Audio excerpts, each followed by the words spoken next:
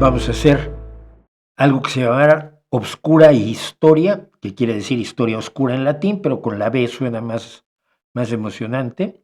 Yo creo por el Atlas Obscura, ¿no?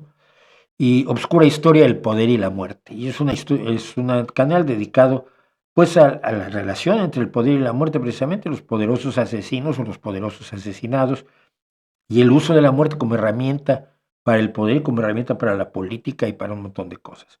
Ya tengo preparados los primeros capítulos, estoy trabajando en ellos eh, y vamos a ver cómo va, pero si pueden apoyarnos, por favor, en Patreon, eh, con una aportación mensual, por pequeña que sea, de 1, 2, 3, 5 euros al mes, nos van a ayudar muchísimo porque esto va a implicar un trabajo adicional, no va a ser semanal.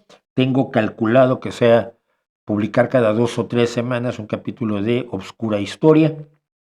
Y me han preguntado ya sobre algunos personajes, van a estar todos, va a estar, eh, por supuesto, el asesinato de Martin Luther King, el asesinato del César, la Brent Beria es probablemente el primer capítulo. Beria es una de las bestias más despiadadas y deshumanizadas que funcionaron como ejecutores y verdugos brutales en la Unión Soviética.